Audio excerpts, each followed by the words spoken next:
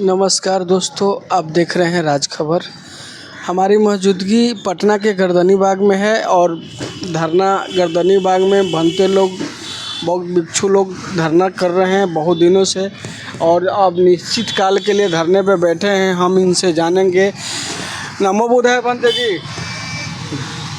मंगल हो, कल्याण हो, बताइए। आप लोग धरने पे गर्दनी बाग बैठे हैं, क्या मांगे आप लोगों? हम लोगों का जो मांग है वह यही है, बीटी एक्ट 1949 जो काला कानून है, हम सरकार से ही मांग कर रहे हैं कि उस काले कानून को ख़त्म करके जो है बौद्धों को न्याय दिया जाए। न्याय उस कानून में बौद्धों के साथ बहुत बड़ा अत्याचार हो रहा है, न्याय नहीं मिल रहा है। अब बताओ कि किसी भी धर्म होता है, उसका मालिक उस धर्म के लोग होते हैं। जैसे मुसलमान हैं तो मुस्लिम धर्म का जो उस मस्जिद का जो मालिक होता है मुसलमान होता है, सिख का सिख होता है, ईसाई का ईसाई होता है, हिंदू का है तो उसमें हिंदू के पंडित पुजारी उसका मालिक हैं, वो संचालित करते हैं। तो ये बौद्धों के साथ बहुत बड़ा अन्याय हो रहा है कि बौद्ध का फिर गैर बौद्ध क्यों, बौद्धों में गैर बौद्ध क्यों रहेंगे।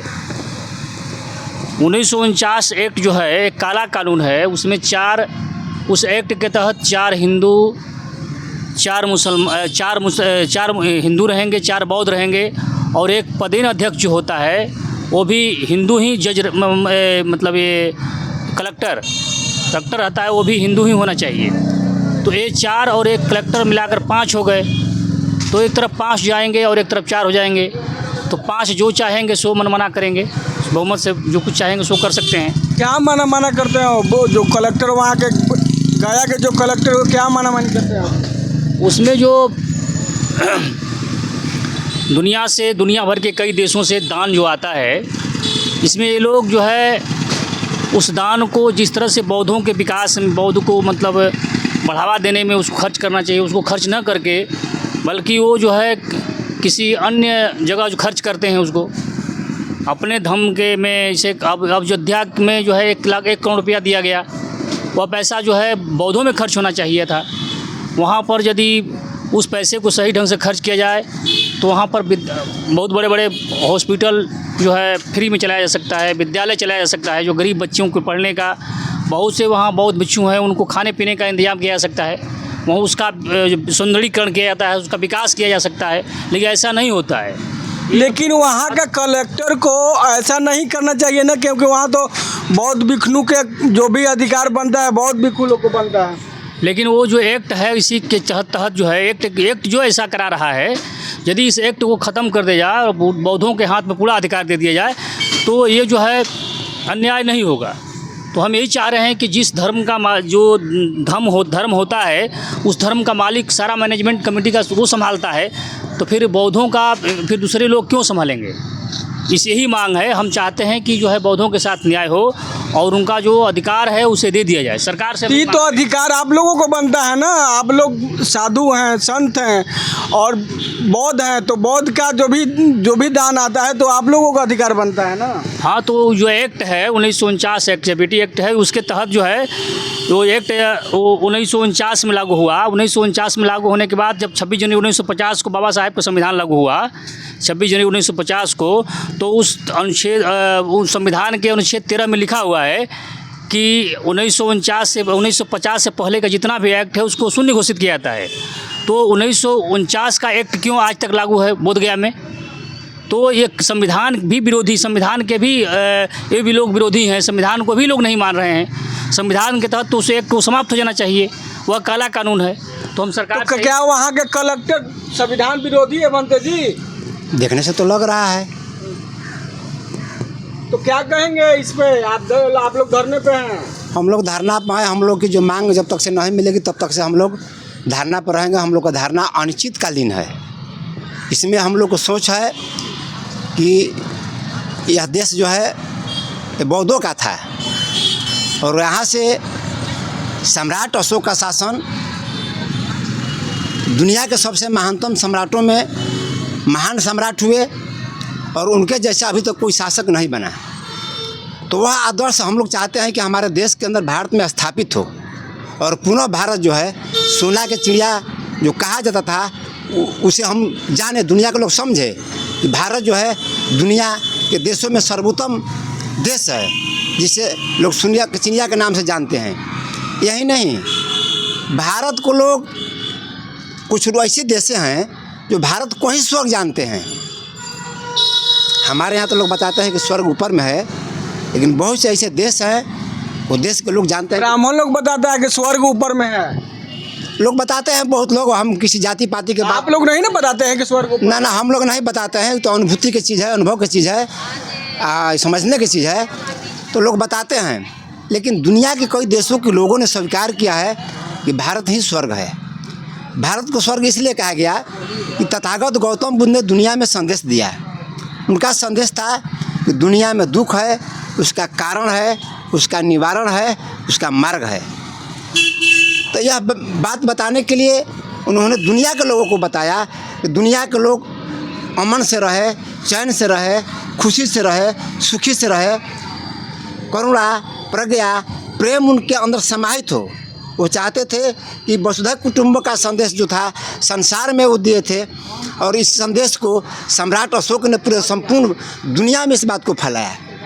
वसुधैव कुटुंबकम का है, चाहते हैं कि सारा संसार जो है यह मित्र के समान, कुटुंब के समान, दोस्त के समान समतामूलक समाज का स्थापना हो, जहाँ कोई जाति पाति भेद भाव ऊंच नीच वर्ण व्यवस्था कुछ न हो, केवल मानव मात्र रहे। आप क्या कहेंगे? इतने दिन से धरना पे हैं बंद जी, आपके निश्चित काल के लिए धरने पे बैठ गए आप लोग।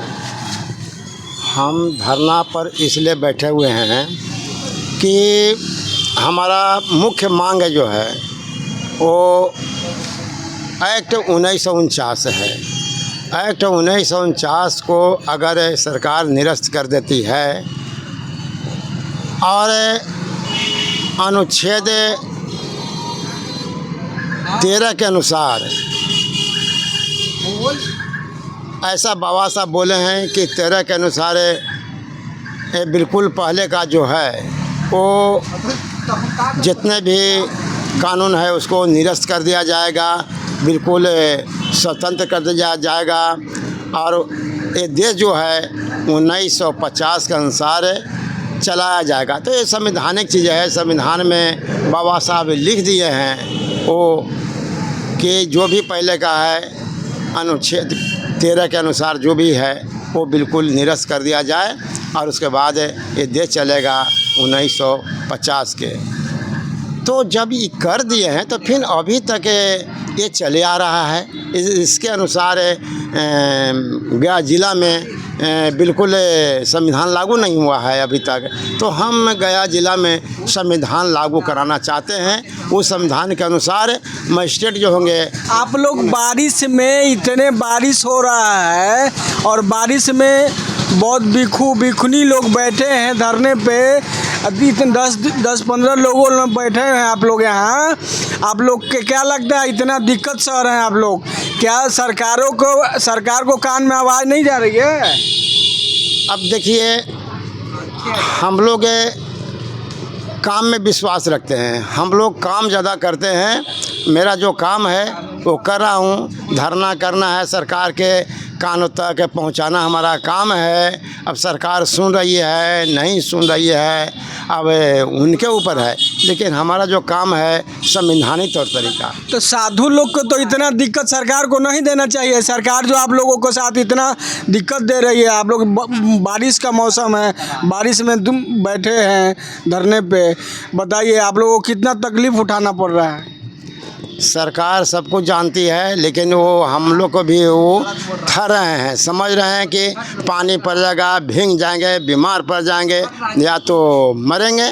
वो तो जांचना वो भी कर रहे हैं, समझे ना। हम लोग को जांच कर रहे हैं, लेकिन हम लोग तपी आदमी हैं, हम लोग तब कर रहे हैं। हम लोग बैठे हुए हैं, हमको मांग करना है। राजा वो है ना, तो राजा से हमारा तो काम है मांगना, और शांतिपूर्ण हमको मांग करना है। हमको तोड़ फोड़ ये वो नहीं करना है, क्योंकि कोई सरकारी संपत्ति है। बीमार पड़ जाइएगा, तबीयत खराब हो जाएगा आपका, तो आप क्या कीजिएगा? आपका दवाई बीरो कहाँ से आएगा? हाँ, दवाई बीरो हो मत हो, कराना सरकार के है।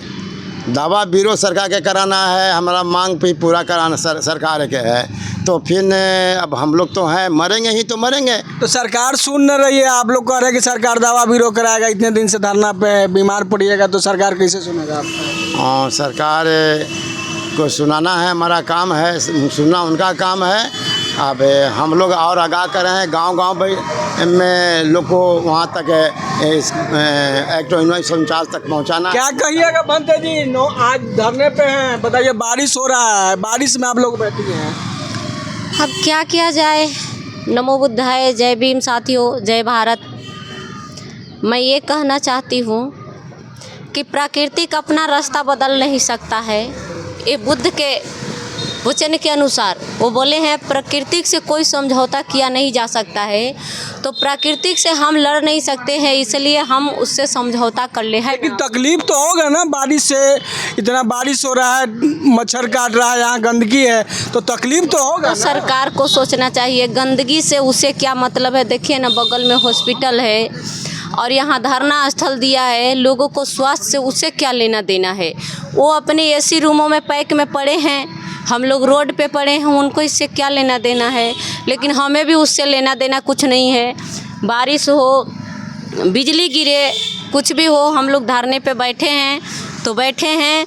और इस बार फिर मैं लास्ट में कह रही हूँ कि अभी टाइम कुछ है, बचा हुआ है। अगर बौद्ध विरोधी सरकार नहीं सुनती है तो मैं गांव-गांव डोर टू डोर जाऊंगी। जैसे लोग राजनीति का प्रचार करने डोर टू डोर जा रहे हैं, वैसे मैं डोर टू डोर जाऊंगी और बौद्ध विरोधी सरकार को सत्ता से उतारो नारा लगाऊंगी और घर घर जा कर के लोगों को समझाऊंगी कि ये जो सरकार। लेकिन आप लोग तो धर्म का प्रचार करते हैं, तो फिर सरकार को खिलाफ प्रचार कैसे करिए? धर्म का खिलाफ इसलिए करेंगे ना कि ये धर्म निरपेक्ष बिहार बनाने का कोशिश करें। हम यही अपील करेंगे सभी धर्म के भाइयों से कि आप बताइए, जो आपका मंदिर है तो उसमें तो हम लोग नहीं जा रहे हैं, आप खुश हैं अपने मंदिरों में। जिनका मस्जिद है वो तो अपने आपको, हम मस्जिद में हम नहीं जा रहे हैं हमला करने, है ना, जगह बनाने। तो फिर आप अपने लोगों से कहिए, अपने सरकार से कहिए कि उनको जो वो बौद्ध विहार है, महाबोधि महाविहार है, उनसे हम लोगों का कोई लेना देना नहीं है भाई, कोई वास्ता नहीं है। हम हिंदू धर्म वाले हैं, उन बौद्ध धर्मों वाले का है, उनको दे दीजिए। 1949 एक्ट हटा दीजिए, बस यही कहना है, यही कहेंगे जाके लोगों से हम। क्या मांगे नहीं सुन रही है आपका सरकार? अभी तक तो कोई नहीं आया है, आज 8वां दिन पूरा हो गया, लेकिन अभी तक कोई पहुंचा नहीं है यहाँ, तो वो सुन कहाँ रहा है जी। ठीक, नमो बुद्धाय। ठीक, भंते जी लोग को कहना है कि हमारे सरकार मांग नहीं पूरा करती है, तब तक हम तक धरने पे रहेंगे, और बारिश हो चाहे जो भी हमको तकलीफ से झेलना पड़े, हम लोग झेलने के लिए तैयार हैं। नमो बुद्धाय। कमेंट में बताया, जय भीम।